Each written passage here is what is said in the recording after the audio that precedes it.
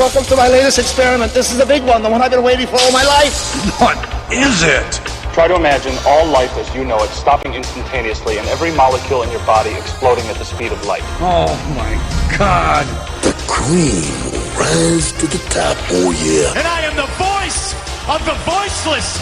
And there is no one that does it better. The Guy and Harley podcast, streaming all over your face. Perhaps that was the most important part. Can you dig it? Can you dig it? Can you dig it? Pigville on the internet. It's the motherfucking boogeyman. I drop to my knees and pray that I could change my ways. I've been watching people die since I was a boy. My own life doesn't even matter to me. Imagine how I feel about yours. I'm Harley Neville. Welcome along to the Guy and Harley podcast. Ooh, yeah. It's the motherfucking macho man. Motherfucking macho man, Randy Savage. Yeah, doing a rap. So that was my Guy picked it. that was my favourite band, King 810. I have a feeling it's possible. No. It is possible I've done it before, but they do have another one that says, it's the motherfucking boogeyman. So you think you've done the other boogeyman? I think I've done the other boogeyman. If I've done that one, I've never done it with such a great performance before. So suck a dick if you didn't like it. So suck a dick if you didn't like it. King 810, go look them up. I've been really thrashing them. 6 months or more. So welcome along to the Guy and Harley podcast. We regret to acknowledge the pause between episodes. It is only because we're so damn busy, but I would like to assure the listeners the hardy hundy of something. We'll always be here for you, okay? We'll always squeeze you in, all right? Sometimes it might not be every Sunday, but we'll do our damn best, okay? There's just a lot going on. We'll always slip it in. You can rest assured. We'll always slip it in when we can. Do you know, I heard about a meme on the... Well, not a meme, sorry. I heard about a sexual assault fad on the internet called stealthing. And it's and they've got forums. I'm already laughing. I'm already interested. They've got forums and everything on the internet for stealthing, and what it is ways for men to subtly take the condom off during intercourse without informing their partner. Tricks of the trade. Yeah, well, and it's a pretty horrible thing, really, that they would have a website for that. Like people do research on that. Like, what the fuck is wrong with the world? So yeah, don't stealth, people. Don't do that. Inform your partner when you're going to have unprotected sex. Yeah. Rude. For all our sakes. It's rude. So we better pick up where we... Well, actually, first things first, I just came from poetry night. Right now, I'm hot. I'm fresh off the mic. And it went really well. It was good. It's good. No hecklers in the crowd this time? No hecklers. I've done it twice. You looked fearfully into the crowd for your lone heckler. Your lip quivered a little bit. Your hands trembled, and then you wiped the sweat from your brow as you just, in relief, as you could see that she wasn't there. You're like, oh, thank God, I can do this again. Yeah, but my knees were weak and my arms were heavy, and and she was not there. The little old lady that's 22 or so, who the heckler. What did I have a name for her? I'm sure I did. She dressed like a little old lady, and I thought she was a little old lady, and she was heckling me. It turned out to be this 22-year-old girl who's a total jerk, and she put me off poetry for 6 to 8 months, because she heckled me at a slam poetry competition. Because she sighed loudly when it came to a certain part of your poem. No, that's not what happened. And also because she did... She clicked her fingers. The click, yes, yeah. She clicked her fingers at a certain part of your poem, and that put you off for 6 months. No, well, so cause it's not the click of the fingers. The click of the fingers in poetry terminology means I acknowledge and agree with what you're saying, or I see what you're saying as powerful, or something like that. And something equally gay. And the part of my poem where she clicked on both nights was, it goes like this. It goes, now I know what you're going to say. Harley, Stop being such a dick. And then she started clicking. And then she starts clicking. It doesn't affect us, man. Just let people think what they think. So it's with regards to religion. So essentially, she was clicking, suggesting, stop being a dick. Stop being you such atheist. a dick. She heavily agreed with that part of the poem. You disgusting atheist. You people shouldn't be able to procreate. Fucking. So we've been away. And I can't help but think back to the time where it was a Tuesday night, last Tuesday, and I was like, shall we do it? And you're like, nah, not feeling it. Oh, look, for once, Guy bloody is the one where I'm the one who's like, nah, I can't do it. For once. Generally speaking, it's the other way around. And yeah, last Tuesday. Well, look, that fateful night. Let me just, be honest with the listeners for a second. Okay. Because I've had let's set up the situation. I just came from poetry. I have had a few drinks. It's late on Tuesday night. Guy's having his first fireball as we speak. Yeah. I'm certainly have had a lot more than four. Or one. If you want to gauge how drunk he is, there's an indication. And so, look, I've been feeling a bit blue because my girlfriend's on the other side of the world, right? And so last Tuesday, I wasn't in the zone. I wasn't feeling like it. I was feeling blue, and Guy was like, do you want to get the podcast out because it's really our only chance because I'm going to be busy on da-da-da-da-da. And I was like, well, no. Oh, no. How do you do the Eeyore voice? I don't know. Yeah, well, just picture Eeyore from Winnie the Pooh. That was me last Tuesday. Yeah, and what's the other problem with that is that's upsetting the balance of the podcast because I am the morose and depressed one while you are the buoyant. Yeah, that's me, Harley. The Nibs. The Nibs. Nibs got a funny story for you. I've got some laughs for you. Hey, check out what's happening with my ass. So, if you are the depressed one, there's just going to be two depressed people talking, and it's probably not going to be so great. Well, that's the thing. Every now and then you got to show your versatility, Guy. That's true. You're going to have to be the happy one, and I'll be the sad one. Look, without getting into too many details, I do suspect there are some low episodes coming. Okay, guys? My career's going great. Lots of things are going great. Some things are not going as great. We'll get into it when the time comes, okay? But if you had to make some predictions, there could be some low episodes. There could be some low episodes on the horizon. That's all I'm saying, okay? So yeah. That's where we're at. Okay. Well, what else has been going on? Well, mate, I've got so many fucking notes here. It's actually ridiculous. Well, I'm looking at your notes, right? Yeah. There's over 30 notes. There's over 30 notes being like one note is a topic. Yep, so exactly. You've got over 30 topics there. I've got over 30 topics, and that's not counting old ones that we never got to. This is like my new batch of shit we've never got to. So anyway, look, we'll do our damn best. So we better pick up from the birthday, right? Because last episode was on the eve of my birthday, and we said to everybody, if you'd like to buy me beers for my birthday, you totally can. So I better shout out to a couple of people. The beer buyers. The beer buyers. Jeremy Howson, thank you very much, mate. He bought me a couple of birthday beers, which Guy and I went and enjoyed the very next night on my birthday.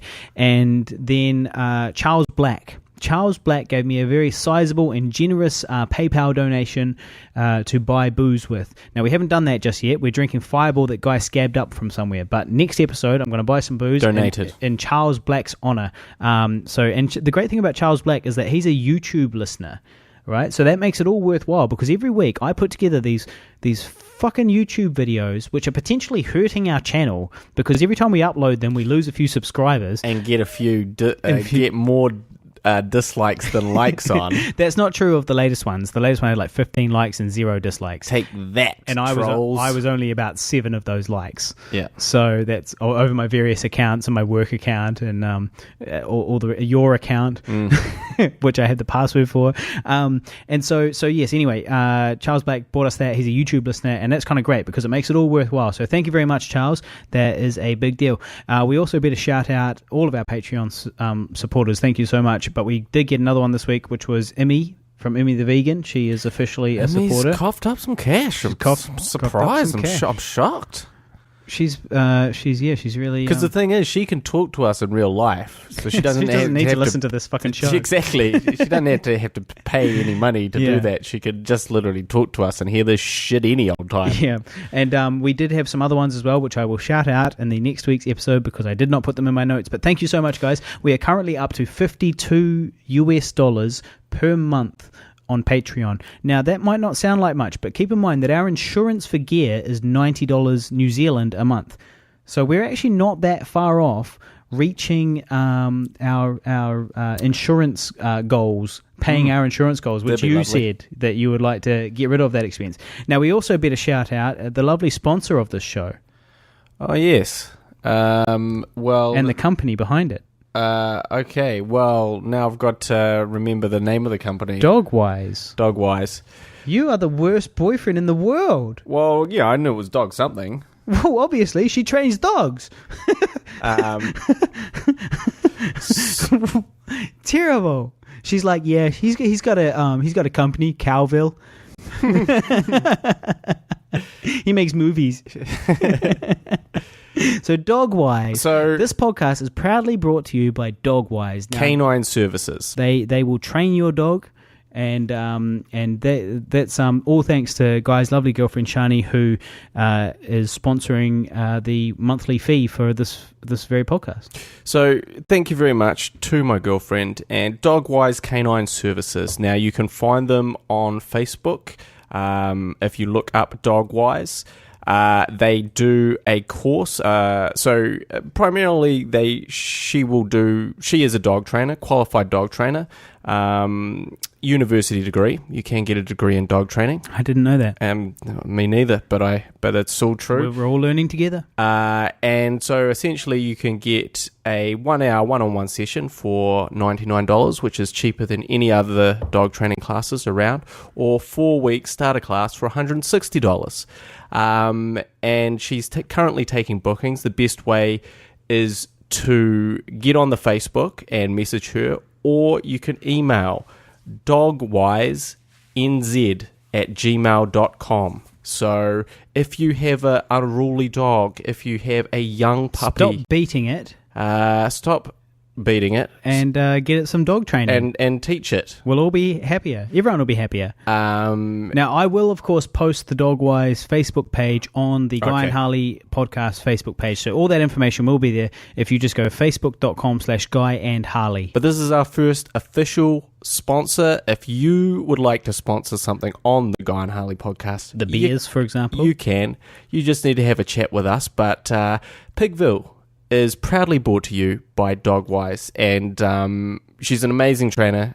She does a great job and very reasonable rates. So if you have a dog that needs training, get on down and she'll help you out. Cool. So the next night we went, after the last podcast, we went out for drinks with Alan George and Ben Fowler from Sideways Productions, and basically Guy was like, in the last episode, Guy said, hey, do you want to go out for a beer on your birthday after 10 p.m. when I get back from wrestling or whatever it was? And I was like, yeah, sure. So we went out that next night, and it was meant to be literally a beer, just Guy and I, no plan. And then, as it happened, we met up with Ben Fowler and Alan George, and we talked shop for a bit.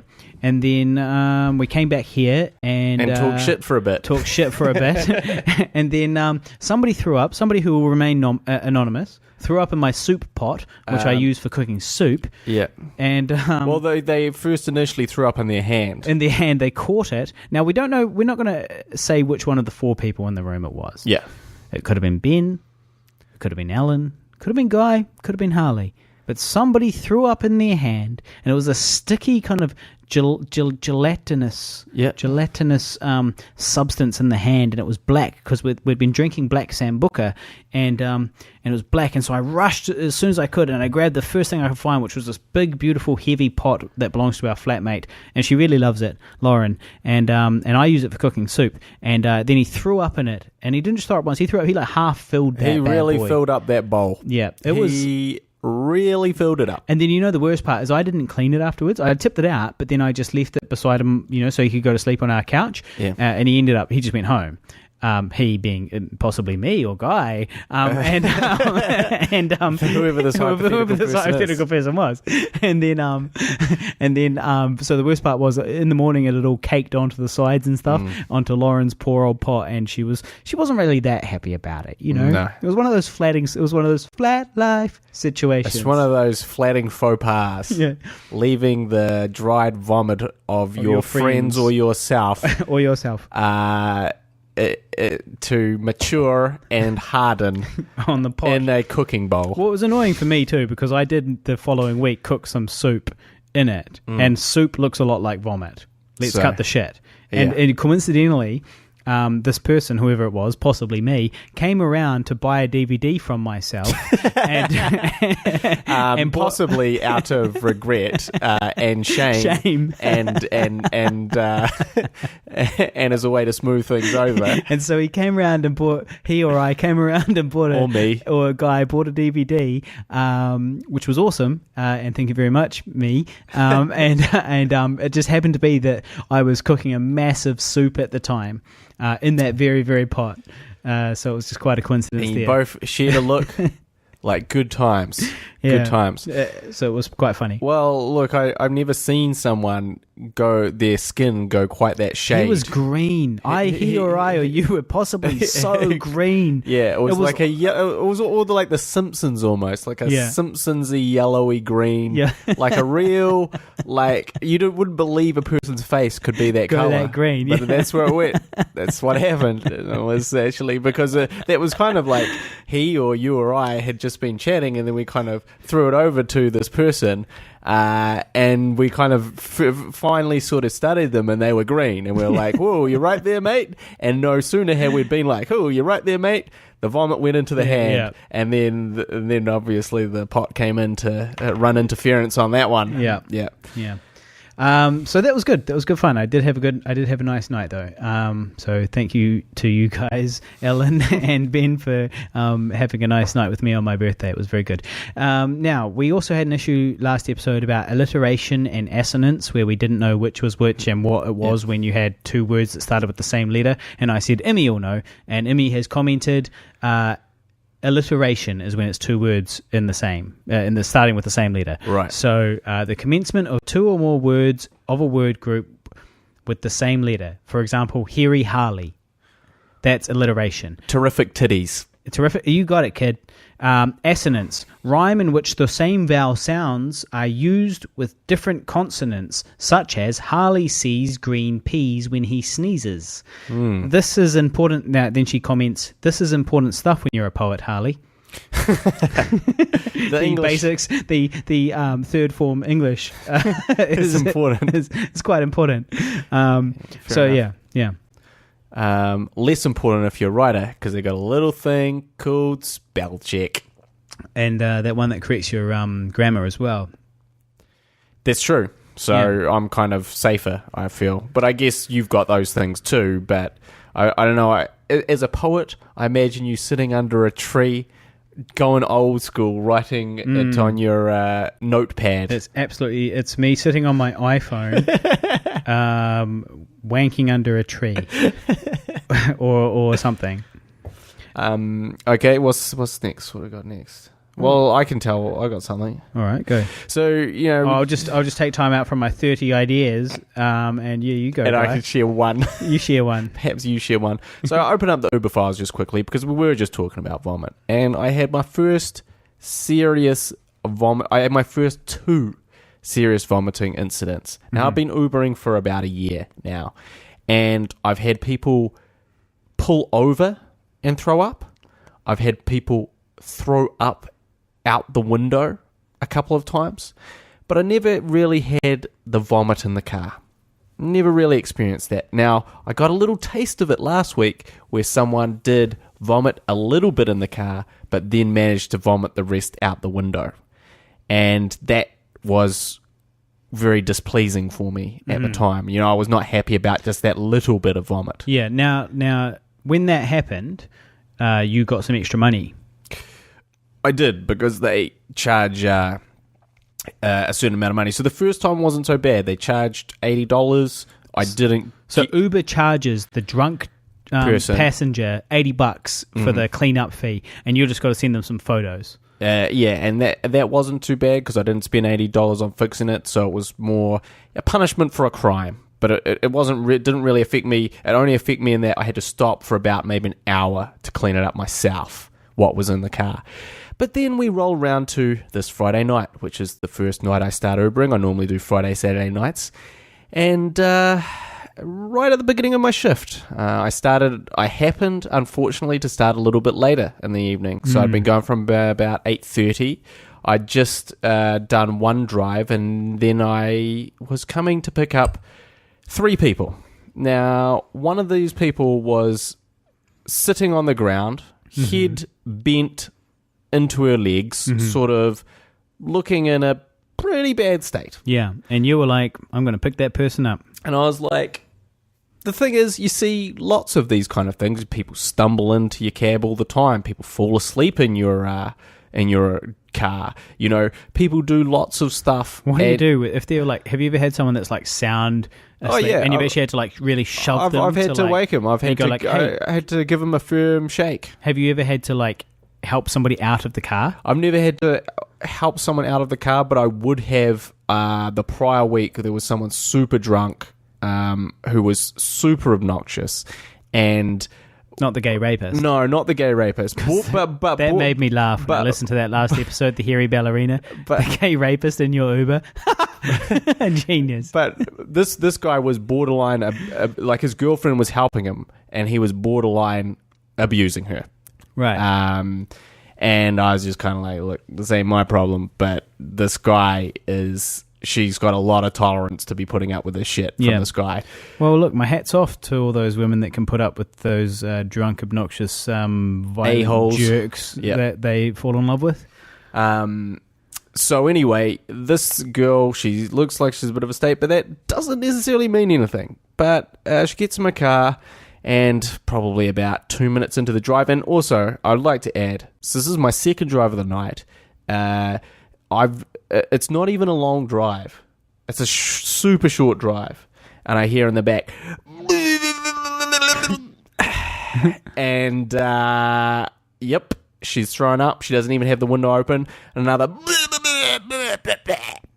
and I'm like, Jesus Christ. She's not even got the window open. She's not even trying. Yeah. And she's like, what? She was so drunk. She was pretty incoherent. And and so I opened her window. She then attempted to throw up out the window, but more just threw up onto the door. Electric, in the crack of the window and down onto the door. Into the glass. Where is impossible to get. Yeah. Impossible to get out. And basically was just vomiting, and I was like, oh, fucking come on. And they're like, don't worry about it. Don't worry about it. We'll pay for it. We'll pay for it, was the first thing they said. And I was like, the thing is, you're not going to pay for it because I've just started my shift, and now this is the end of my shift. And you guys are not going to pay for the amount of money that I'm going to lose right now. And they're like, just forget about it. We'll pay for it. We'll pay for it. And I was like, yeah, but that's bullshit, isn't it?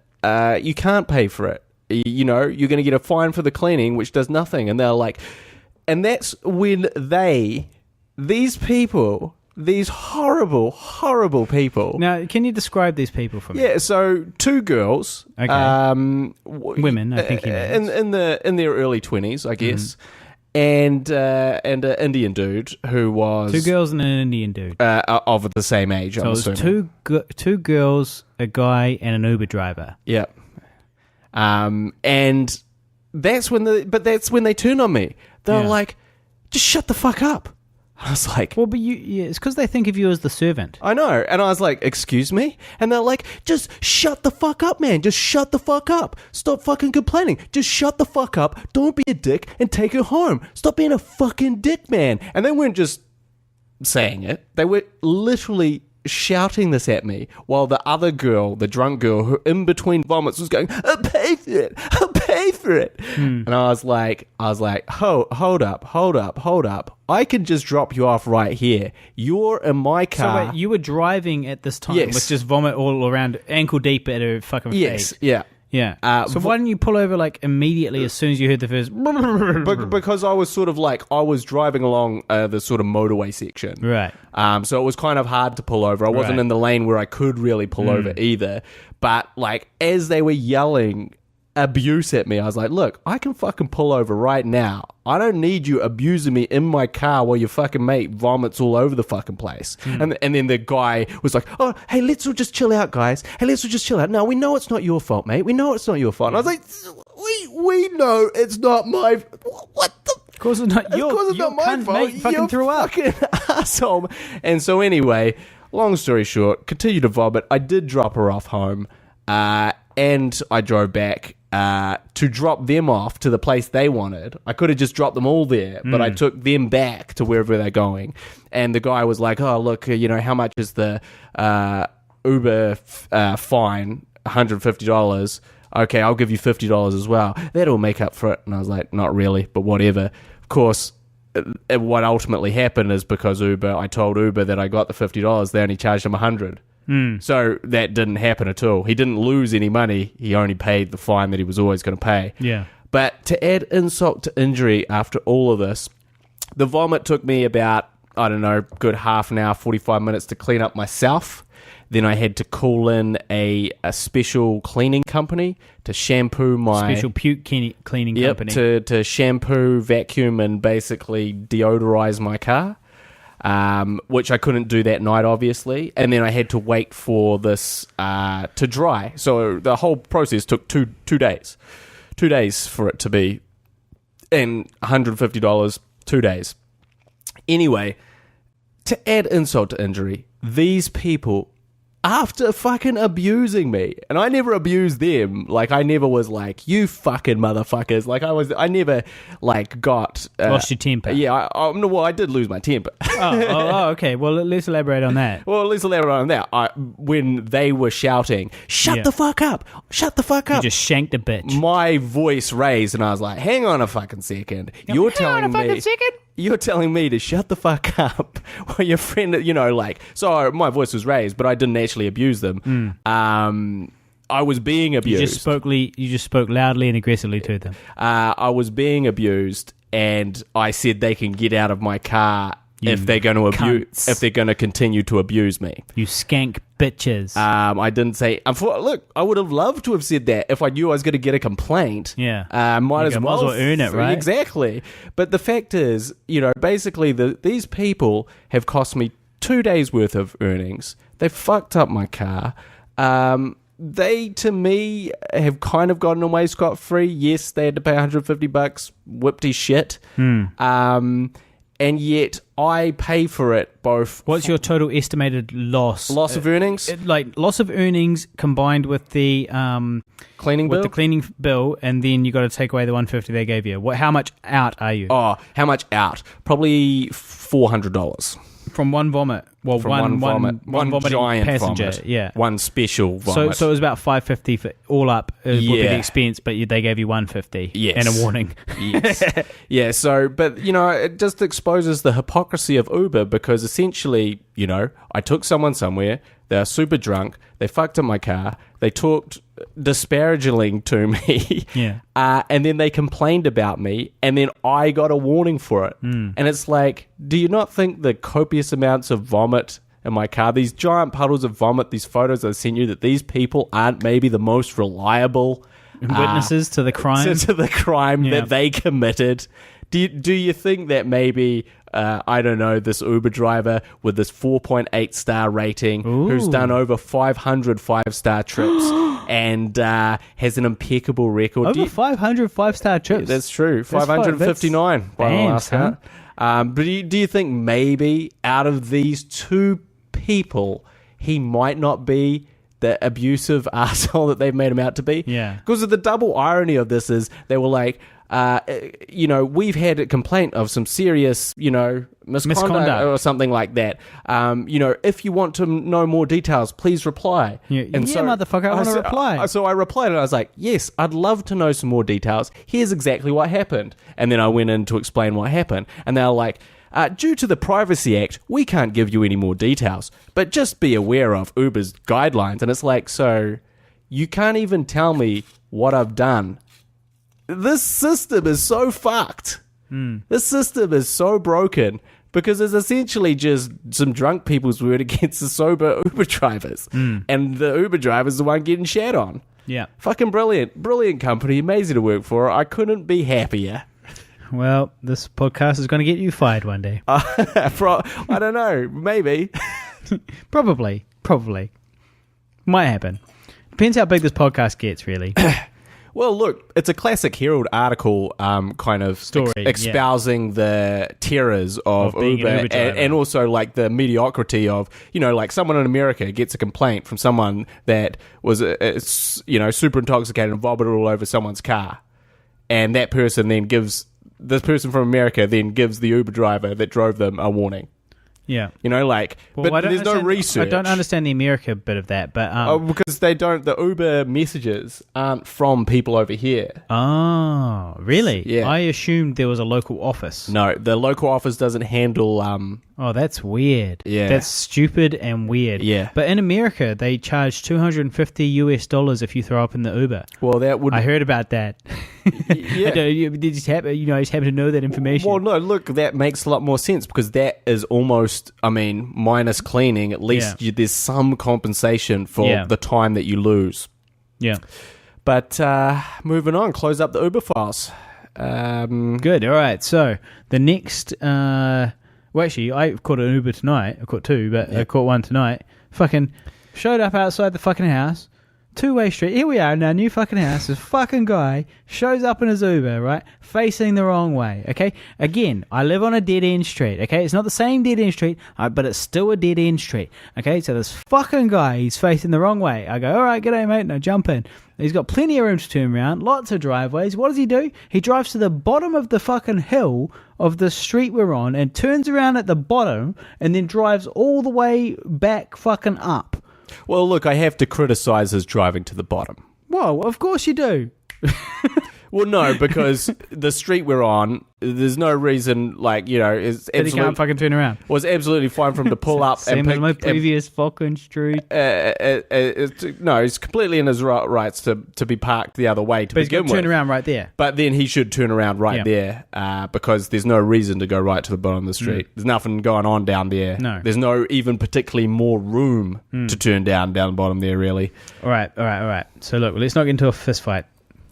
Yeah, let's not, you fucking asshole, Uber fucking passenger. You be the guy that these vomited all in my car and then, I'd like to complain about it. Yeah, I'll vomit in your car, then give you 1 star. Well, no, That's how I fucking roll. They definitely gave me 1 star. Yeah, of course they did. But what the issue was... No paper bags in the car. 1 star. Damn No puke bags. 1 star. No for you. windows in the car. 1 star. So, look, okay, let's move on though, because we do have a lot to get through actually. Now, after the birthday, okay, the next big thing I can think of, there was other things that happened, I'm sure, but the next big thing I can think of, actually, no, I'd like to just... significant life event. There was various significant life events, but I'd just like to say my birthday did go well, and I got a good haul of prezzies this year. Here's what I got. I got a cool vest and wife beater, which is what we call a singlet, or what you Americans call a tank top. I don't think it is. They do. They call it a tank top, a singlet. They go, oh, he's the guy wearing a tank top. For me, a tank top is like above your belly button. Yes. For Americans, it's just a singlet. Right. And for people from Dunedin, it's a wife beater. So, got a good haul of prezzies this year. Cool vest and wife beater, plus a bottle of Sambuca from my lovely girlfriend over in LA. I got 2 lollipops from her sister. Ended up on the pot. Ended up on the pot. Yeah, all the Sambuca ended up in that pot. Sambuca ended up in the pot. I got two lollipops from her sister, a badass drone from my mum. Thanks, mum. A drone with a camera on it. I have flown it, but I need to take it to the park to have a good fly on it. So it does have a camera? It's got a camera, yep. So you can expect to see that hovering outside your window. Discreetly. You can expect that hovering by your windows, ladies. But the thing is, it's only got battery for like 6 or 7 minutes. Yeah, well, so it's that's like, about enough time. Well, I can't quite come in that time. Yes, you can. Yeah, of course, a couple of times. But it's difficult to pilot a drone and yeah, of course, at the same time. It's too many things. So it might be a 2-man job, actually, mate. So I'm going to have to pilot this drone. or do the wanking. It's up to you. It's up to you, really. I guess I have to think long and hard about that choice. So, all right. So I also got drone from my mum, a bottle of Fireball from Sam Hurley. Now, Sam Hurley he has a podcast called Nude versus Noob. And I will, as a noob, like video game terminology. They know what that means. All right. Nerd versus noob. Well, I didn't want them to think I was saying nerd versus nude. Yeah. So anyway, I did an interview on You their podcast. fucking noob. And he gave me a bottle of Fireball for that, which was awesome. So thank you very much, Sam. And that podcast will be out soon. Nerd versus Noob. I'll post it on the Facebook page, facebook.com/Guy and Harley. I got a bottle of Kahlua from your girlfriend, Shani. Thank you, Shani. Inappropriate. Why? Inappropriate. Inappropriate? Inappropriate purchase of your boyfriend's friend. Well, no, that's bullshit. If you got a present from my girlfriend, I wouldn't think it was inappropriate. Well, on your birthday. Maybe a lollipop or something, not a bloody bottle of Kahlua. Oh, it's outrageous. But She's a generous soul. Too generous. A lovely woman. Too generous. And I thank you very much from the bottom of my heart, Shani. And I only actually just finished that tonight before I went to poetry. Now, I also got a couple of buds from somebody who will remain unnamed. I got a cool couple of flowers. I got a cool eco store pack with all sorts of goodies, good for lathering up my balls, from Paulette Edzer and Hannah Martin. Filthy 50 listener Jeremy Housen shouted me some beers via PayPal, and Charles Blake gave me that generous deposit. And I also got a coconut egg from my gym and an Export Gold branded towel from the dude at the liquor store. So that was quite a fucking haul. So thank you very much. Jim feeds you up on fucking chockies. Yeah, well, it's coconut egg. It was coconut. It did have some chocolate on it.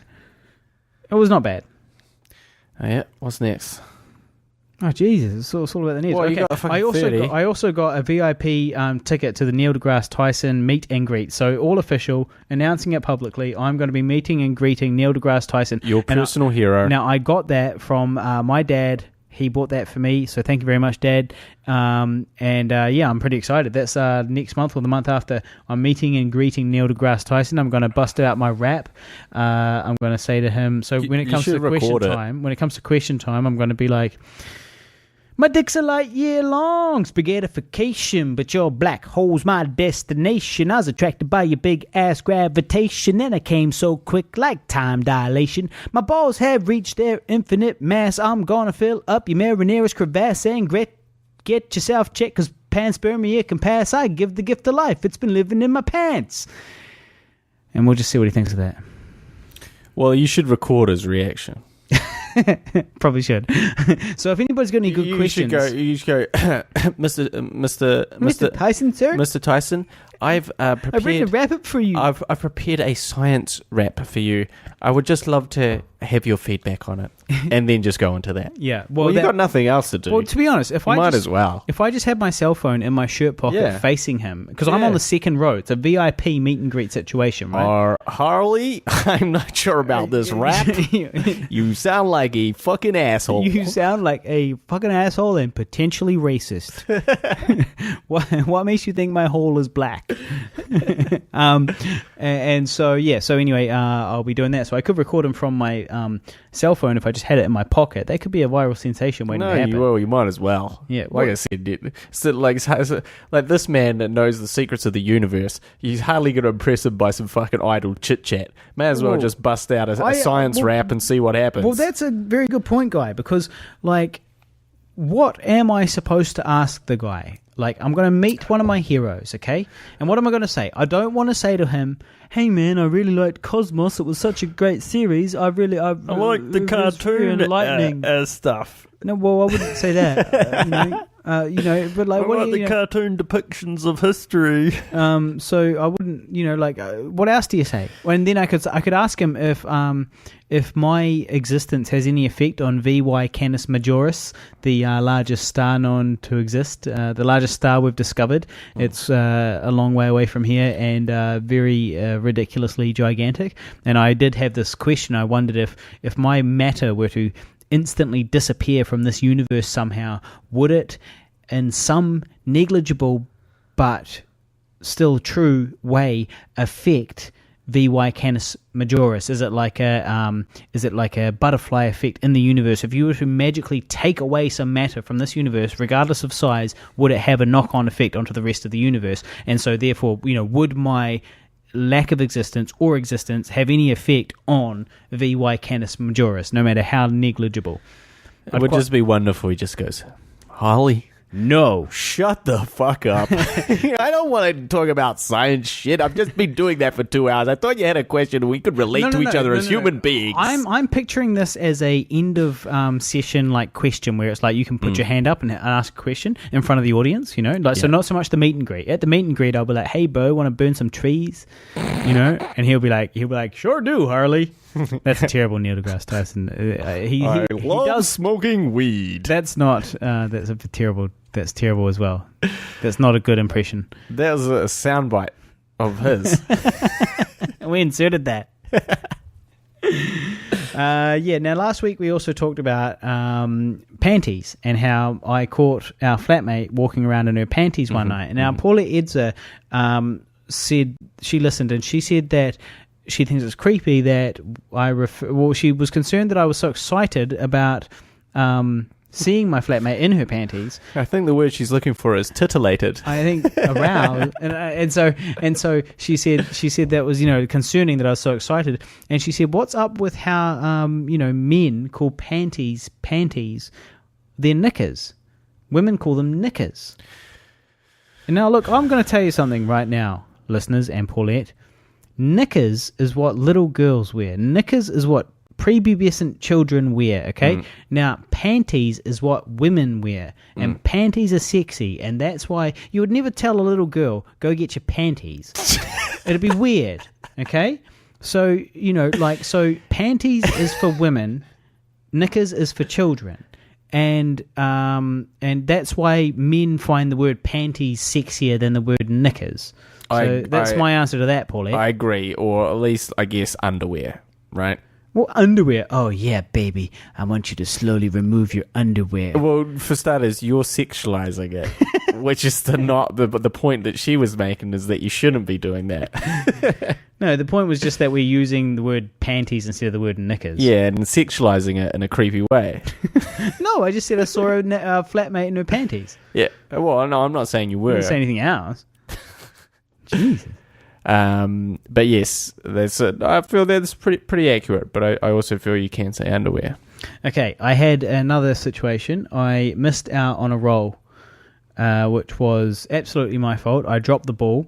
So there are these movers and shakers, these young filmmakers from the Ponsonby area, as far as I'm aware, these movers and shakers traveling in these, as far as I'm aware, trendy, well-to-do circles of Ponsonby, and I got a message from a guy saying, "Hey, do you want to?" Logan Marshall, his name is. He's a filmmaker, and he was like, "Do you want a role in a film, a lead role?" And I was like, and I looked at his Facebook, and he's this. I'd never met him before, and he's this very young guy. He looked like he was like 18 or something like that. I think he's actually in his early 20s, but and I sort of looked at it, and I had a really big day that day. We were doing a DVD signing, which we'll get into soon, and so I said to him, "Oh, look, I'm really flat out that day. Thanks so much for the opportunity, but I'm sorry I can't do it." And then I ruminated for a little while, and I messaged him and I said, "Oh, can you send me through some of your stuff?" So he sent me through some of his stuff. Now I had assumed he was going to be bad because he was so young, but then I saw his stuff and it was all really good, and I really liked that, and I was like, "Oh, okay, well actually, and so I went back with my hat in my hand and I said, "Logan, do you think maybe I could take that role? Actually, I'm sure I could squeeze you in." And and he was like, "Oh, I'm sorry, I've given that away. I've actually, I had to make the decision today, so you missed out, son. Bad luck."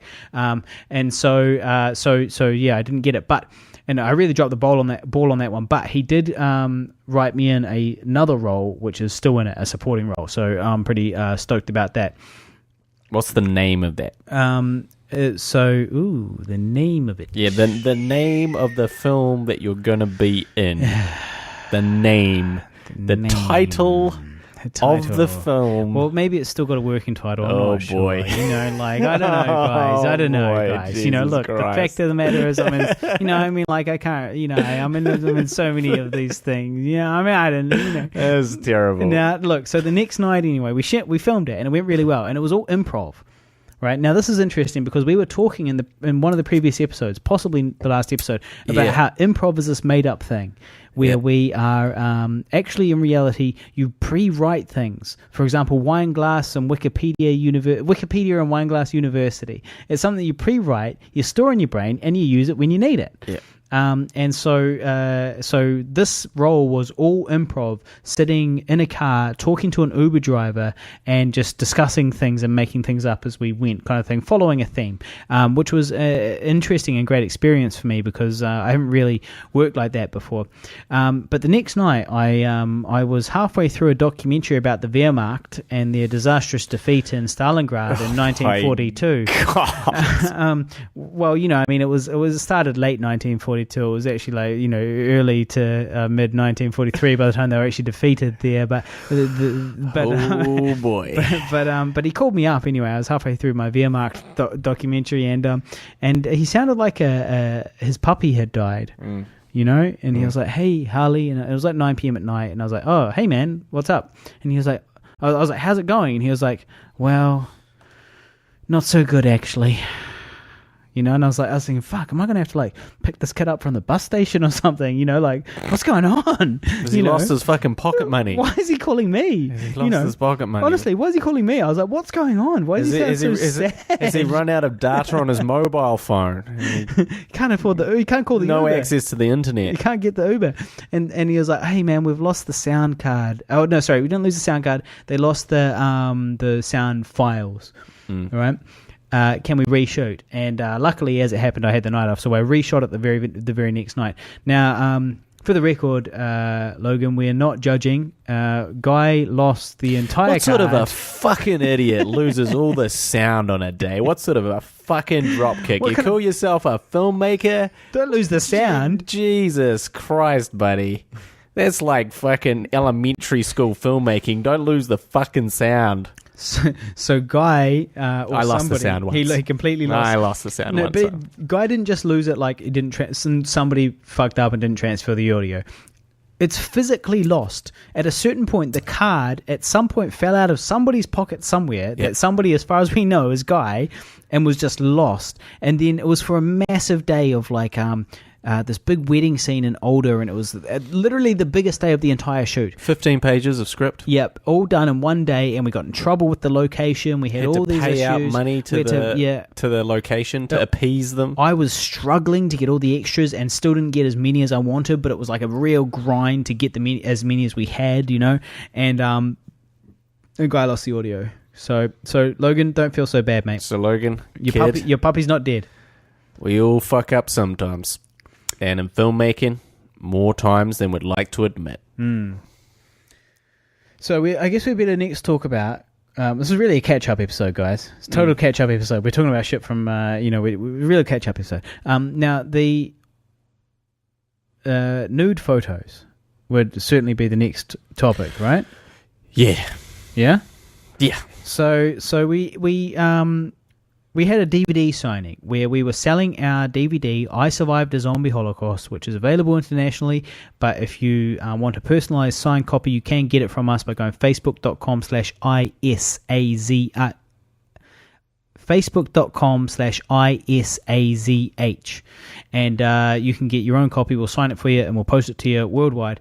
Now, what we were doing was we were doing a DVD signing at a record store called Real Groovy. Thank you very much, Real Groovy. And we were selling these DVDs. And so I thought, as a way to promote the the signing, we should do a nude photo shoot in order to create some promotional posters of Guy and I completely naked, but holding the DVD of I Survived a Zombie Holocaust over each other's genitals in order to reveal our genitals to the world. And in order to promote the signing, right? Because we've got nothing on but the DVD. You get it, right? The focus becomes the DVD. Yes. Because that's the only thing we have. Got it. The DVD. Yeah. So we did that. We did do that. We did do that, and we released a little cheeky vlog about it, and we've got another one coming, a more in-depth, proper one coming very soon. And overall, it went very, very well, I think. And Chloe Loves, that's not her real name, but Chloe Loves, she did the photography for us, and she did a great job. And we can't name where the shoot was because we might get in trouble, but it did go very well. But there was quite a funny moment, I thought, where we were absolutely butt naked except for our cock socks. It was you, me, and Chloe in a studio, and absolutely naked except for our cock socks. I had a multicolored one. You had a black one. Keep it classy. Once you go black, you never go back. It makes it look bigger or something. That's what I read somewhere. The sophisticated gentleman with the black cock sock. Mine was a multicolored tube sock, rainbow tube sock. But I did have to. They're called happy socks, and I did. It was an extra happy sock, that one, and so we did the shoot and it went great, and Chloe did a great job. But sort of towards the end, there was a bit of a situation. There had been a miscommunication with the owner, and it turned out we couldn't film there. We'd hoped to film there as well to do a vlog. Turned out we couldn't. But the funny part of the situation was that I was standing there absolutely butt naked except for my cock sock, and he was there fully clothed in a business in the daytime on a Tuesday saying, this is inappropriate. You can't film here. And I was like, I was trying to make a legitimate and genuine apology to him. And I was like, I'm very sorry, sir. It's, that was my fault. I did organize the videographer. I'm absolutely sorry about that, sir. But I literally was standing there naked with my hairy shoulders and a multicolored cock sock just covering my balls and penis. Very hard to take seriously. A little bit, yeah. It was hard to picture me as a legitimate businessman. Well, the interesting thing about that whole fucking debacle was, we took some good nudes. We did. Those nudes, Chloe made us look good. She did a bloody good job at concealing our fatness and, our, hideous blemishes. So bloody top job. Well done. On the same token, so we released this photo, viral sensation. Yeah, it did go very well. If you guys want to see it, 290 likes or something, but who's counting? Not me. 292 likes. I don't know. Yeah. Something around that. I didn't count exactly. I just knew it was a lot of likes, 292. But that's just a rough estimate, of course. And all these people commenting, a couple people calling out my chicken legs, which I felt was unfair. Your pasty white chicken legs. I felt that was quite unfair. Number one, everyone's like, tell Guy, this is the fucking favourite, wasn't it? Tell Guy to stop skipping leg and day. It's like, you motherfuckers, I don't skip leg day. Let's just make that very fucking clear right now. My chicken legs are genetic, exactly. okay? This is genetics. And also, you walk around using your legs all the time. So apparently you have to, I can't remember, some weird statistic, but you have to exert 12 times as much force as you normally do on your legs to stress them enough to muscle. grow, yeah. because you're on your feet all the time. So it's fucking difficult, all right, guys, and I'm trying. I didn't appreciate the chicken legs, okay? Appreciate it, all right? Okay. About that, I would say, have they given you any insecurities now? Did that nude shoot leave you with any lasting insecurities? Well, no, but yes, it's because to a degree, I'm like, well, fuck. I thought my legs were jacked. I was like, my legs are, I wouldn't say jacked, but I would say they're fine. They're doing fine. Apparently, they're not doing fine. So apparently, I do actually have to work way harder on leg day, and I was not fucking slacking. All right, I was doing my fucking squats. Okay, guys. So anyway, so we had this whole thing. Let's ignore the chicken legs for a second. Let's ignore pasty white chicken legs, which is probably what the name of this fucking podcast is going to be. Chicken legs. It's probably what the podcast is going to be called now. But let's just fucking throw all that out for a second. And so 290 likes, fucking 50 something comments, but who's counting? Not me. It'd be more than both of those. But anyway, we get all this stuff, and it's like, it's great, it's a hit, it's huge. We're a viral sensation. Great times. Hang on. You're going to get into DVD sales. Yeah. Okay. Well, hang on. Let's just go back to the pictures for a So second. translate this to... I'm talking about translation here from marketing stunt and fucking Facebook likes to fucking reality. Well, And it's grim. It's not grim. It's great. The reality, the effect of this has been excellent. Now, hang on, look, but before we move on to sales and so forth, let's just talk about chicken legs. No, because I also got a comment about me from Nicholas Wade Kimps, who's a Facebook friend. Well, he's a Facebook friend. He's a beer lover, and he commented saying that I have a dad bod. Yeah. Which I thought was, that's not on, okay? I'm putting myself out there, guys. We're both putting ourselves out there. Well, we don't want to hear dad bods and chicken legs. We want to hear you have a lovely smile, Harley, and Guy, your biceps are beautiful. Well, you've got to concentrate on the positive. The funny thing is, like, people fucking throw out the dad bod comment all over the fucking show. People have Hollywood has created an unfair expectation of what men have to live up to now. Okay, guys, we can't all be fucking Wolverine, all right? We can't all be Hugh Jackman fucking eating fucking 5 chicken breasts a day and some broccoli. We've got to fucking live in the real world and have a beer and a fireball whiskey from time to time. But the disturbing thing about all of that, those dad bod comments, is like we're in the best shape that we've been in like a real long time. Yeah, I've been working out quite a lot. Like lately. You've been working out extensively. So have I. I've been training super hard for my pro wrestling debut. So I'm in it, man. I'm in the gym like 4 or 5 times a week. No fucking joke. And this is all we could get? Dad bod and chicken legs? Yeah. Fuck you all. You motherfucker. Now look, just as an aside, right, I do actually have some feedback about hairiness, because in the last episode, the hairy ballerina, episode 98, the hairy ballerina, just said how disgusting you said it how was. Disgusting. Abhorrent. And abhorrent. That's how disgusting you said they were. Now, I got feedback about my hairy body today on YouTube from a YouTube user behind the blue eye. Now, it's a woman. Okay. All right. It's not behind the brown eye. And it's not a catfishing gay guy. No. It's, we don't know. Yeah, but anyway. It absolutely could be. But look, okay, this is a feedback from a woman called Behind the Blue Eye, referring to my hairy body and what you had to say about it and how disgusting I was. She says, it's not uncomfortable at all, and it's not disgusting. How sick I am of men being ashamed and being shamed because of their hairy bodies. You are a really good-looking man, and so is your hairy body. It's actually become difficult for us women to find hairy and masculine men these days. Don't shave your bodies, guys. This shaving madness among men has to stop. Well, you know what, Behind the Blue Eye? You fucking hit the nail on the head, my friend. And I will not shave again unless I'm going somewhere hot. Or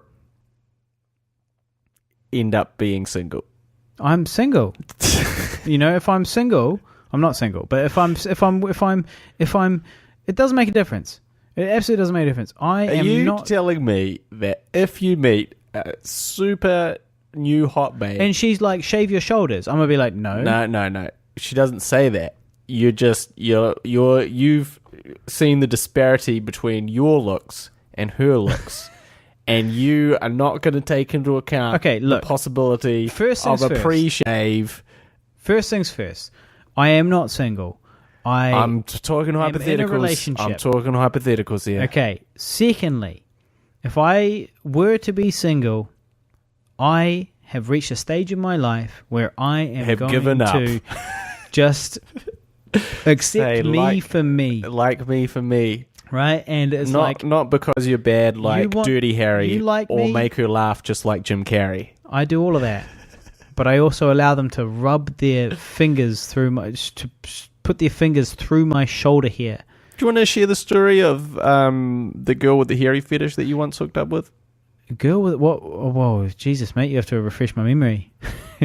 I do. The funny thing was, at the DVD signing, there was a woman that was like, She saw our pictures because we took the pictures, right? We went to the DVD signing. We took the pictures. We literally hung them up like quite big size photos of us naked at the desk. And this one lady came up and she was an older woman, and she was like, she looked at the picture and she's like, "Is that you?" And I was like, "Yep." And she was like, "Oh, I used to have a hairy boyfriend once." And I was like, "Oh yeah." And she was like, "Yeah, you could rub your hands through it." And she was like, "It was really nice." and I was like, "Oh, good. Would you like to buy a DVD? She bought a DVD. She actually bought one. Yeah, I must have tuned out. You must have, but I was quite happy with that. So look, there is an undercurrent of women out there that are attracted to hairy men. They do exist. Now, what was this hairy? What are you talking about? Well, I'm pretty sure you met a girl who was literally. This had never happened before, and it probably was this like in our Wellington days? Yeah, and it will never happen since. Mm-hmm. Before or since, it'll never happen. But it did happen this one time where you bumped into this girl. You bumped into her, right? Bumped into multiple her times. But anyway, she was like real. What I'm looking for, beguiled.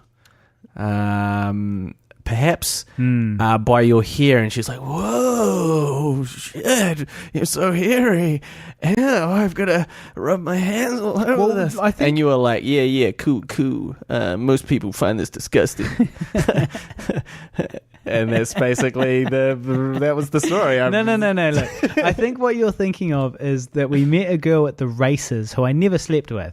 We met a girl at the races in Wellington. No, you definitely slept with this I one. did. If it's the girl, well, I don't remember. I never recall meeting a woman that actually likes hairy men. I know, it's alarming, but I recall the story because it was such a, what's the word? Outlier. It was such a weird and perverted thing to happen. Exactly. So it stuck in my head. I was like, I'm not sure. I remember. I could never get my head around that.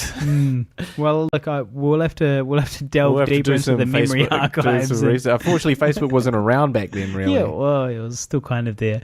It's in its infancy. It was MySpace and Bebo is where you'll find this girl. True. So look, Bebo archives. This nude shoot, right? I made them. So before the nude shoot, I was smart. Guy was not.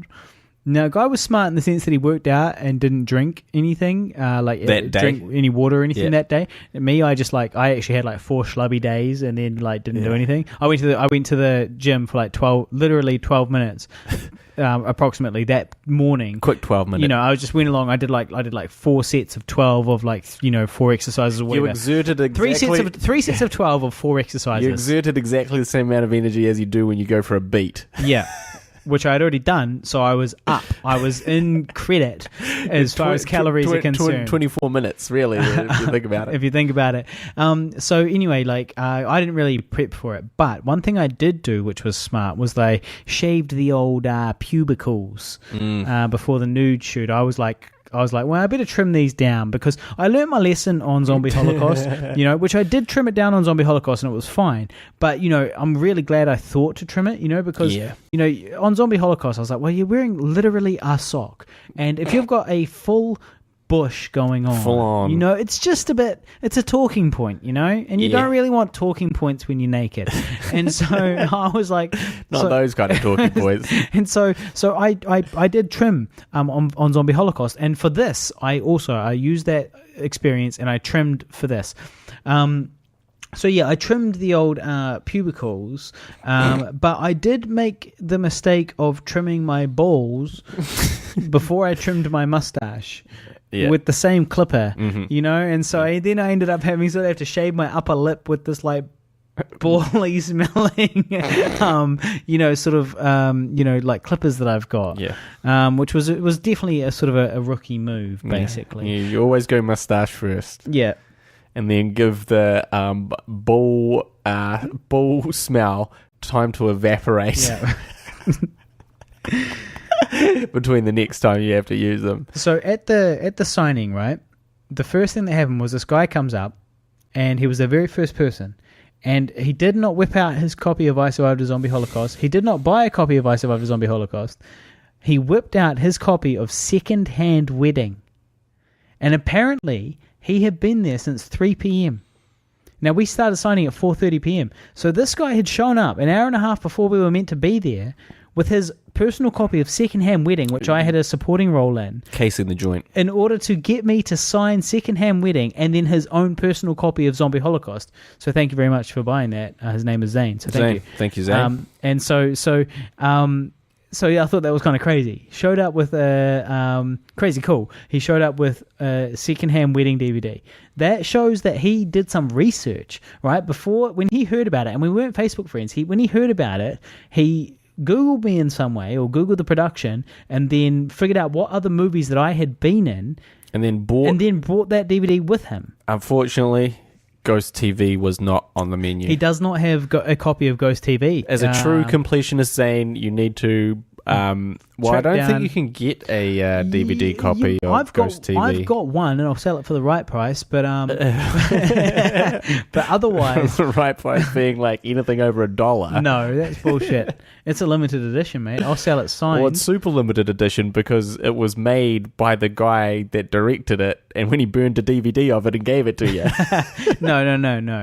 Maybe, I don't know. Definitely. And so, anyway, there are some limited edition. They are out there. Like, he did sell some of this movie Ghost TV, which I acted in. Some poor unsuspecting. Was the first feature film I acted in, and it's out there. Poor unsuspecting sons of bitches. I think you can actually find it, to be honest, on YouTube if you look up YouTube and you look up a TV show called a feature film called Ghost TV. So look up Ghost TV, Harley Neville. You can find it, and if you're lucky, I might share it on the Facebook page, facebook.com/Guy and Harley. That classic. And another thing that was funny was that oft-remembered classic. Another thing that was funny was, so we got a couple of zombies, right? We got two zombies. We got Hannah Martin and Bevan Reed, and they both did excellent jobs, and I sincerely believe they were responsible for like all the sales, pretty much. Apart from Zane, there was like a couple of sales. Zane didn't buy anything. Exactly.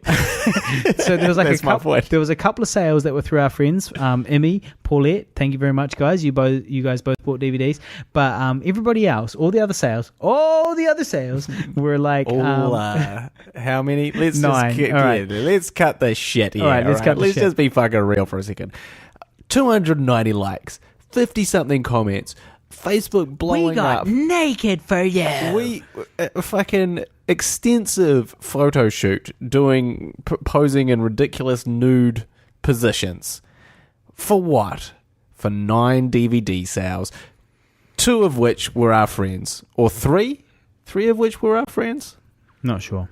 Either way, that is not a great social media to actual tangible profit sales translation. No, it's terrible. Okay, well, look, I actually disagree. You and I were at the venue for an hour and a half, and in that time we sold 9 DVDs. Yeah.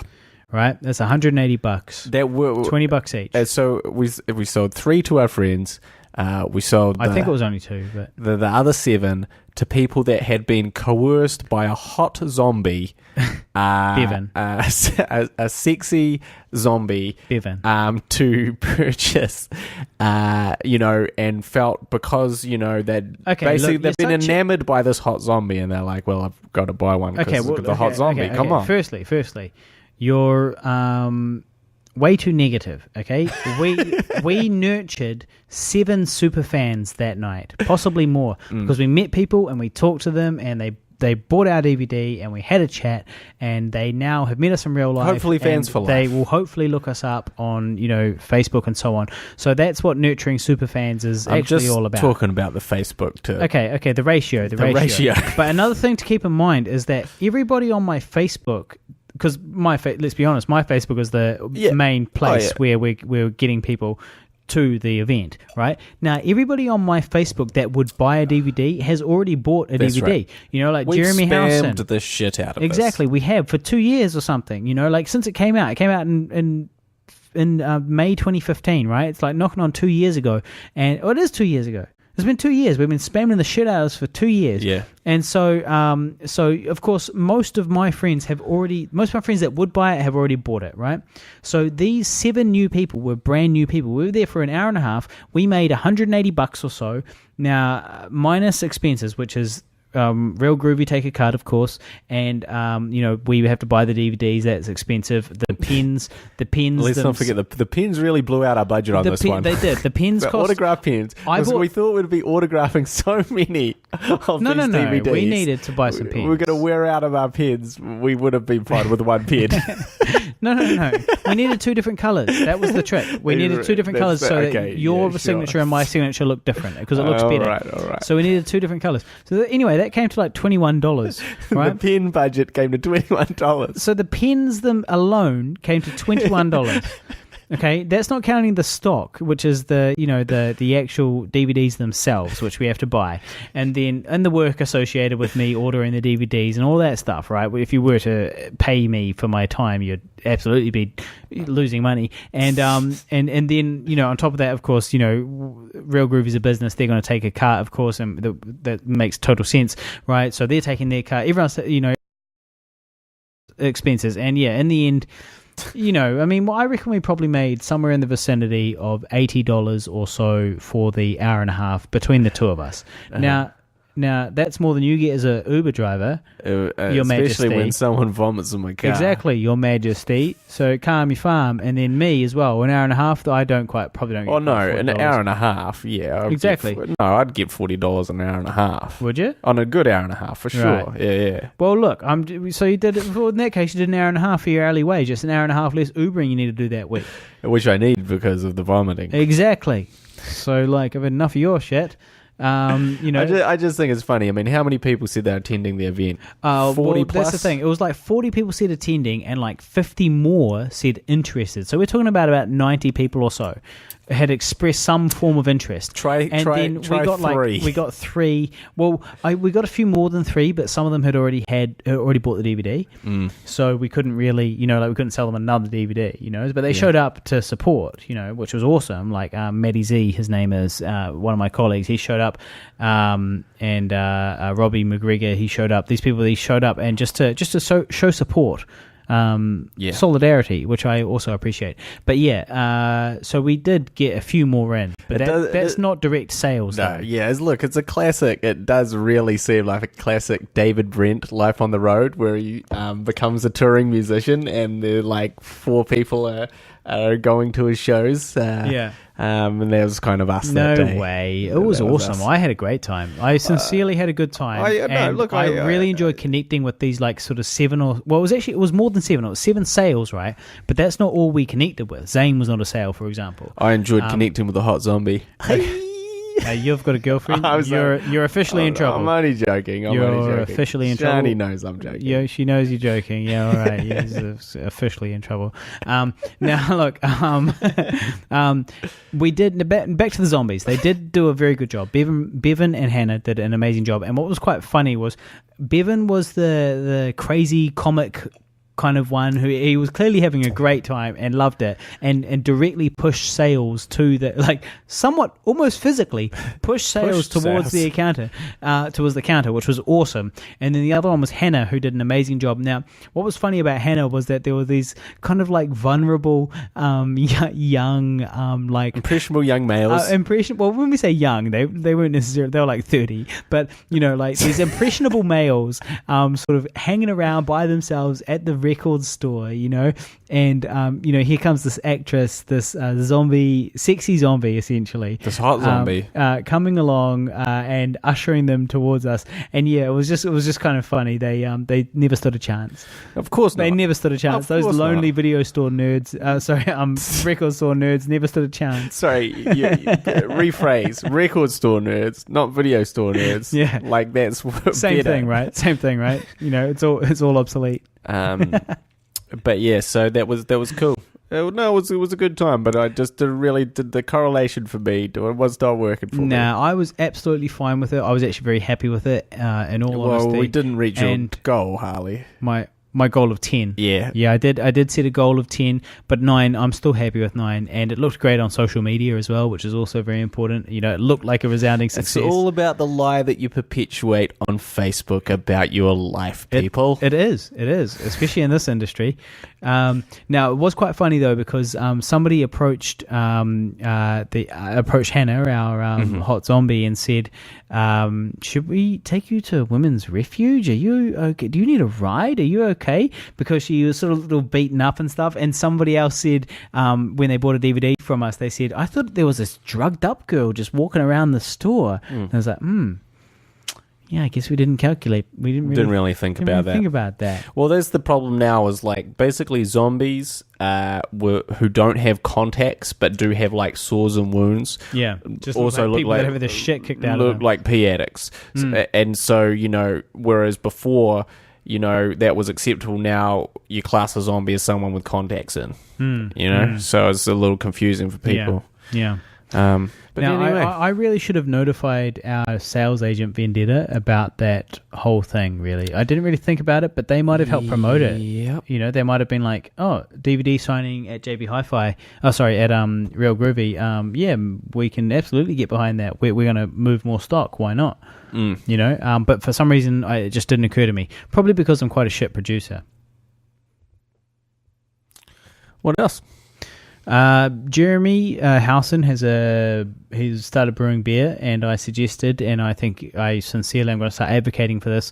I think that his brand name for beer should be Lube, because you can crack open a cold bottle of lube. Maybe you should call it social lube. Well, what about Well, that's good too, because that's that whole thing. You got to lubricate the evening, and then but like you can be like slide into the evening with a cold bottle of lube. Yeah, that really sounds wrong. Well, that's the point. It's a marketing gimmick. I get it, but it's sounding like it's literally lube. Yeah. Well, but you'll be alright. You'll see it on the edge of a beer bottle. You'll see it on a beer bottle. Yeah, and you'll be like, and you'll be like, so cool. You're gonna shove the beer bottle up your ass. I get it. Well, look, I get it. If you were really smart, Jeremy, you would also make the beer bottles dick-shaped. And have all the chavvy bros that you're hoping to sell to sipping on dicks. Sipping on large cocks. Cock-shaped bottles of lube. Both cupping and sipping on dicks. Make the bottom of the... See, the problem is you don't want to spend too much money on the design of the glass, but if you could somehow get balls at the bottom of the glass as well, that would really sort of sell the illusion. Yeah, that's really a terrible idea. Okay, let's just leave it with the name for now. We don't have to make the bottles cock-shaped, okay? We can just make it cracked open a cold bottle of lube for the evening. Now, another thing that's happened... Yeah. Unless you got a story, do you want to... Well, I think we should transition to Immi the Vegan. Okay, what happened? Oh, yeah, and yeah. Immi the Depression. Right, that is currently setting in. Yeah, which we worked very hard on. Immi the Vegan. Listeners will know we worked very hard to create a new web series pilot for this new web series initiative called New Blood, and we worked very hard and we created this brand new concept along with Immi, of course, who got pissy, I might add, because apparently last episode we talked about how much work we put into Immi the Vegan and didn't mention how much work she put in. Exactly. But it's like, fuck, man, we can't shout you out every time. Jesus, the listeners don't care that much. For fuck's sake, we can't shout you out directly from a thing that you created. Well, not every time, and we all co-created it, and so. But anyway, Immi the Vegan we got rejected. Yeah, so it did not make it. We were entering into the New Blood series. Had high hopes. Those hopes were dashed against the rocks, and our ship was run aground until it sunk into the water, never to be heard from again.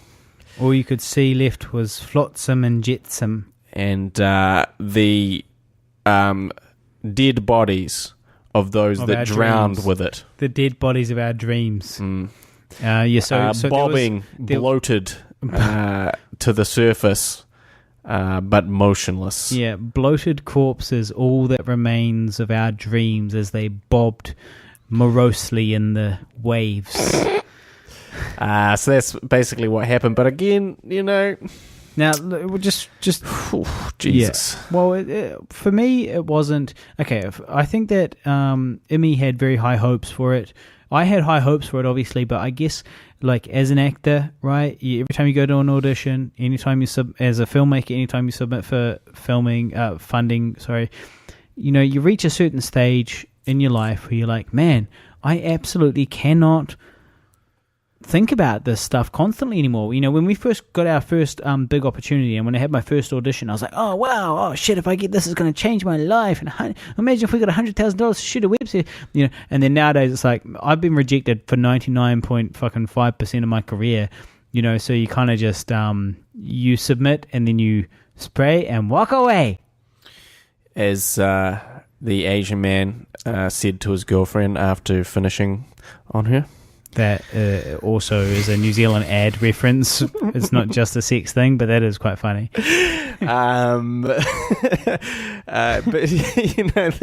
But look, what gets me. I said it before. I said it again.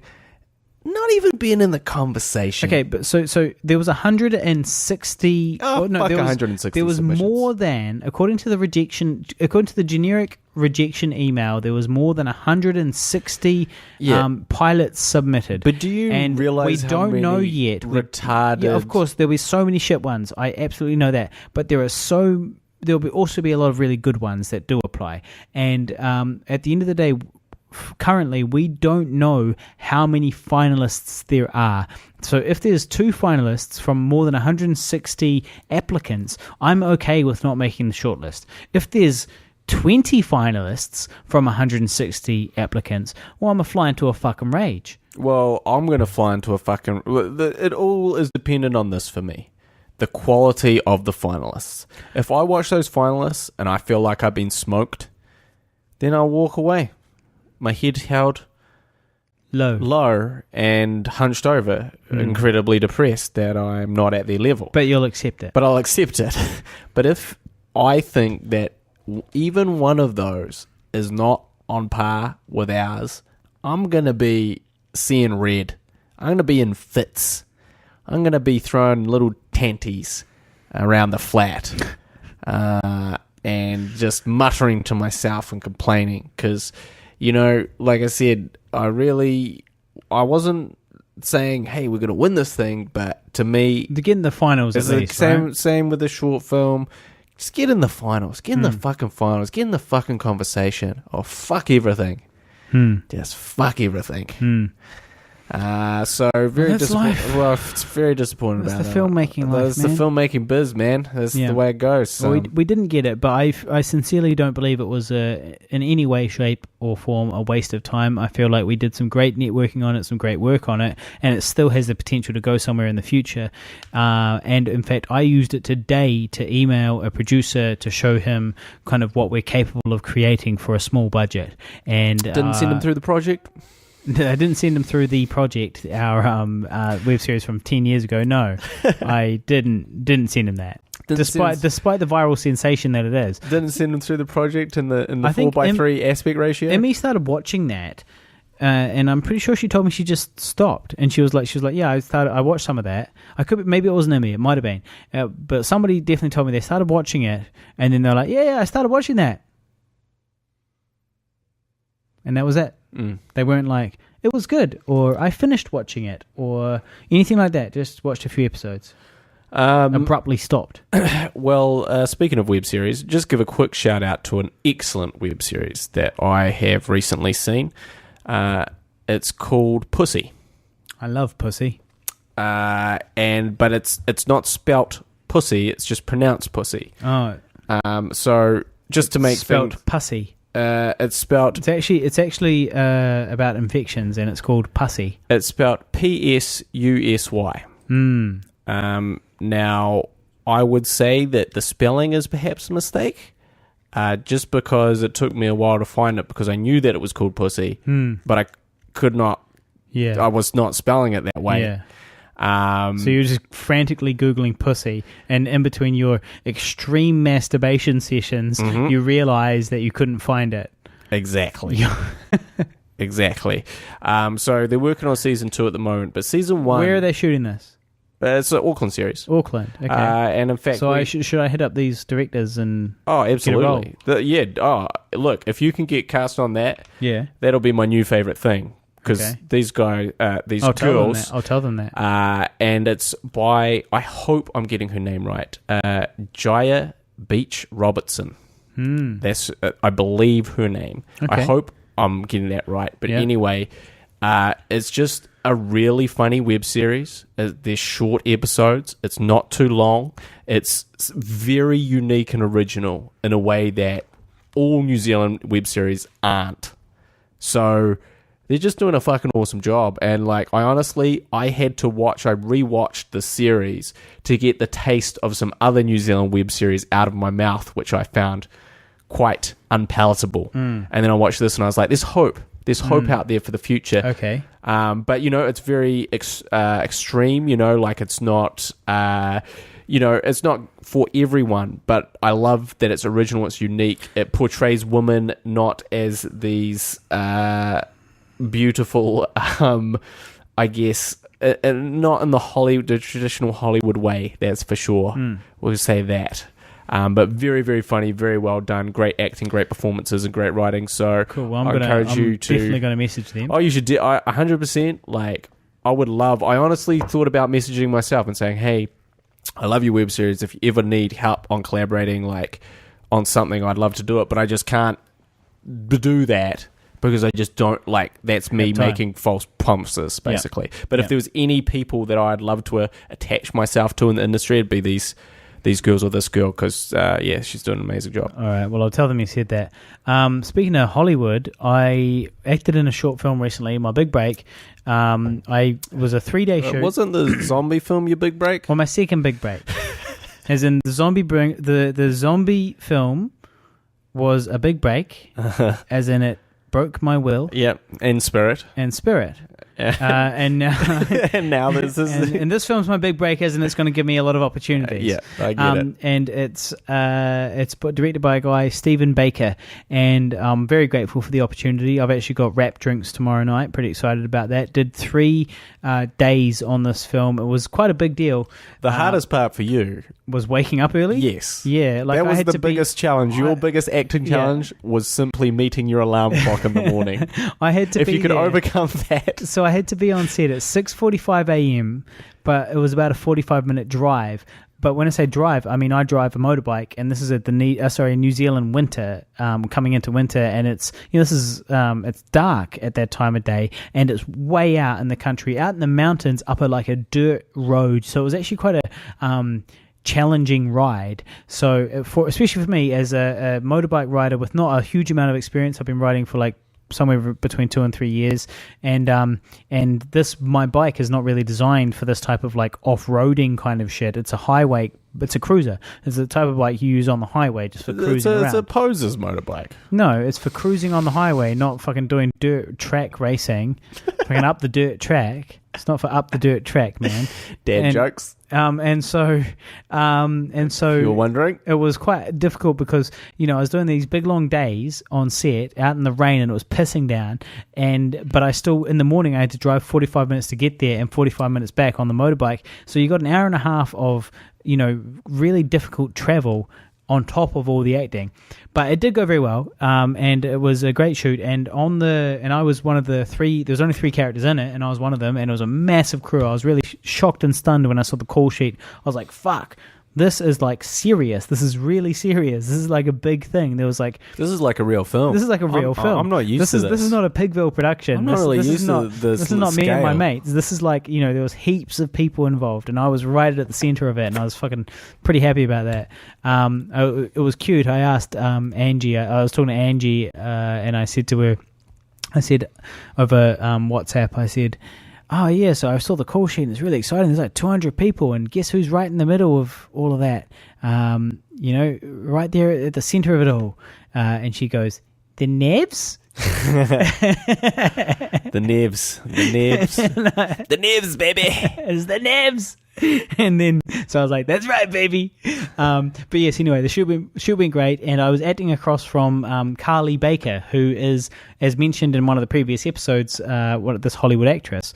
Who's been flown over specifically for this role.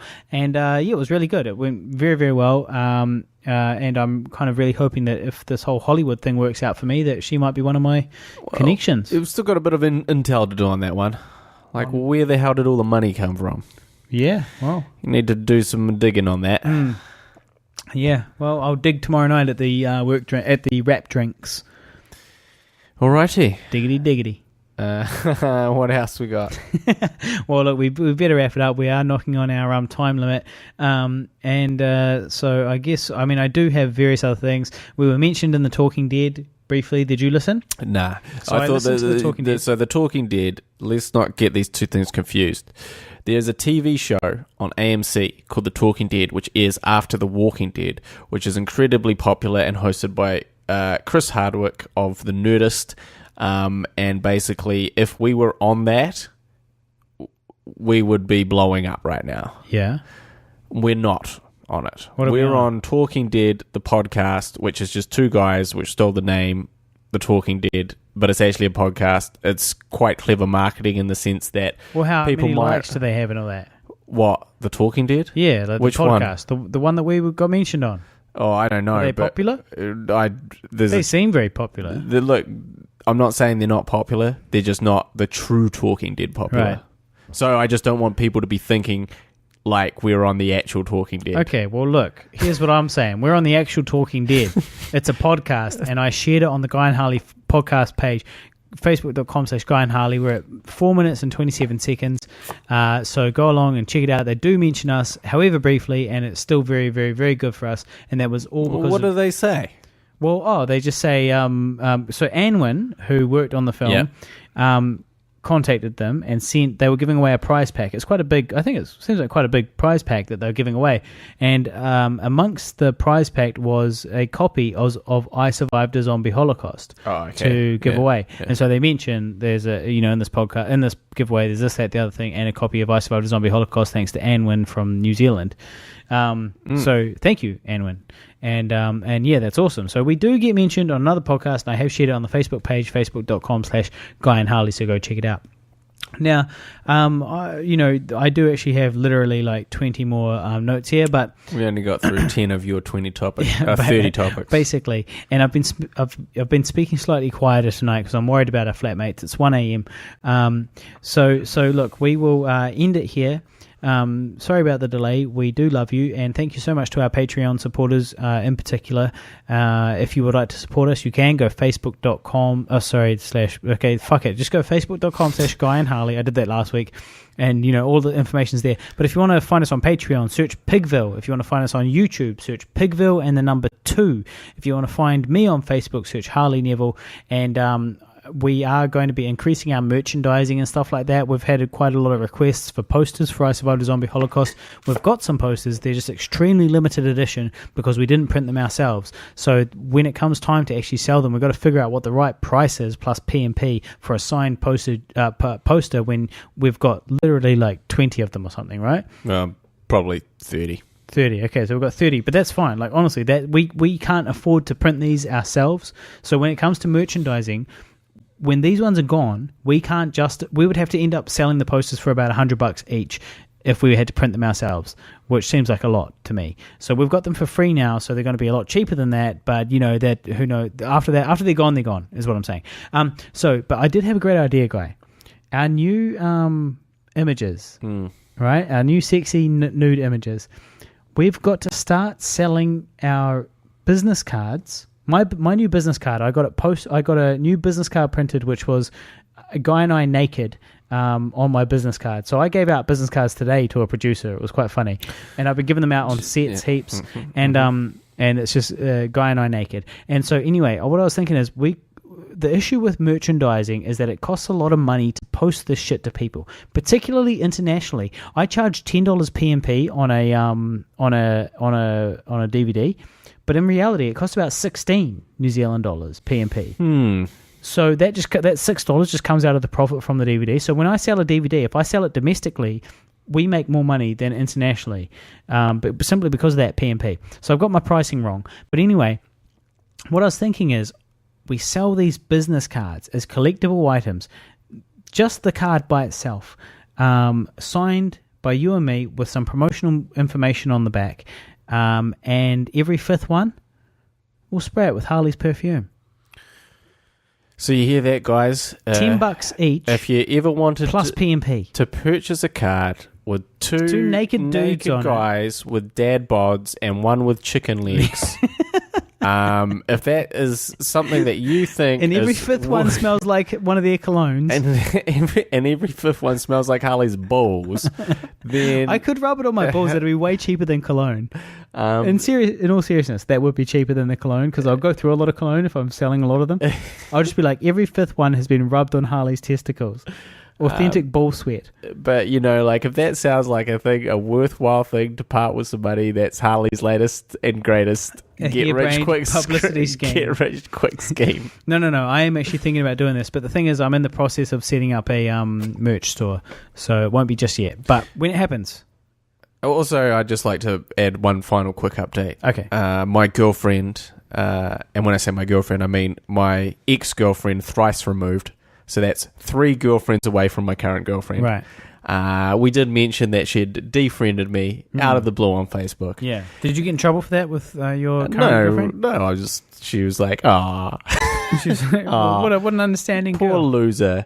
Your ex-girlfriends don't like you, huh? No. Anyway, my ex-girlfriend thrice removed. I mentioned that she defriended me. It could hurt my feelings. She's now de-Instagrammed me. She's cut off all... You told us that last week. No, I told that to you. I didn't tell it to our listeners. So she's de-Instagrammed me now. So she's now cut off all communications, all social interactions, all everything. Such a horrible taste in her mouth. So disgusted. She's just got to separate church and state, and boom, he's gone. I'm out of her life. I'm going to hold on to that for a while, and I will confront her when I randomly bump into her. I'm going to confront her about it. I don't think you should. I'm going to give you the update. Okay, I like that bit. I like the update. Why do you think I shouldn't? Well, it's just a silly idea. It's silly in the sense that I'm going to make an awkward situation between you and the ex thrice removed, and also you and your current girlfriend. Like, it's just generally an all-round bad idea. No, but it's just like just want to know? No, here's all you need to know. You're her ex-boyfriend, and she doesn't need you in her life anymore. She's married. She's not married. Well, she's like with a dude. And she owns a house with someone. Okay. That's not the same thing. It's just not something that, you're no longer real. Like, I could go through and delete most of my exes, and it would be a shame because I like to keep an eye on. I like to keep tabs on you them. like to keep tabs on them, all right? But, you like to keep an eye on them, all right? You like a real close fucking eye. Just one eye, A real. And you like to really keep track of what's going on. I like to think that anybody that I spent that amount of time with in earlier years, that I might still have something in common with them, and that we might still be friends on some level. So I don't like the idea that we might just completely 100% cold turkey part ways. Obviously, I'm saying. But that being said, I would also completely understand if my ex-girlfriend, who has a kid with her husband, and they've just sold their first house and bought their second one, I would be like, if she deleted me, I wouldn't be like, oh no. Oh, what a shock. I'd be like, well, yeah, fair call. You don't need like my shit posting up in your newsfeed every day. Well, I would understand that if it was not like the 2-year later decommission. For me, that's what I am like. So you wanted to know stuff about me. No, for 2 she tolerated years. you. She tolerated you for 2 years after you break up. She didn't want to know anything about you. She tolerated you for 2 years, and eventually she reached her limit, where she was like, you know what, I'm sick of seeing this mass fucking guy's face popping up in here. He's a thing of my past, and he really is offering me nothing to my current existence. But the thing is, I've got pretty witty Facebook status updates. That's I really feel we all do, mate. I really feel like I'm contributing some witty statuses to her life. Yeah. And she's just, guess what? You just missing out on all the funny stuff I'm going to write from now on. Thank you very much. No, okay, look. Thank you very much. Oh, look, final parting piece of advice on that, mate. Final piece of parting advice on that. Okay? When it comes to girlfriends, do not stick your head above the parapet, my friend. Just don't make waves. Don't talk about ex-girlfriends at all when there are current girlfriends involved. And when it comes to ex-girlfriends, well, just don't talk to them about them either. Don't even talk to them if you can avoid it. Even if you're single, like, what good can possibly come of it? Just lurk in the shadows. Well, okay? That's the thing. I was happily lurking in the shadows. But no, you need to continue lurking in the shadows and do not confront her should you bump into her. I'm going to confront her. I've got to find out. I've got to know why. I just got to know the reasons. And look, I'm sure that realistically she's like, well, look, we're not actual friends. We don't hang out. And I got sick of you, like, I'm a mopey filmmaker. Boo-hoo, my filmmaking career. Ooh, I make fun of myself a little bit. Statuses. I got sick of those, and I didn't really need to see any of that. And in which case, okay, I would say, look, I guess I understand, but I need to hear that from the horse's mouth. All right. Don't call her a horse. It's an They don't like that either. The women don't like that. It's an expression, Harley. It's an expression. All right. Well, look, we sincerely need to go now. It's very late. We are so happy that you guys listened. So sorry about the delay. We'll be back as soon as we possibly can. And support us in all those ways that we told you about. And give us 5 stars on iTunes as well. And we will be back very soon. And I do actually have other stories and other exciting things. I acted in other things. I did other things. But we'll get to that. You did a lot of stuff. I did a lot of things. And an hour 40 is just not enough to get through it all, evidently. So yes, we will be in touch and see you next week. See you later. You've been listening to the Guy and Harley podcast, proudly brought to you by Pigville Productions. Laugh it up, fuzzball.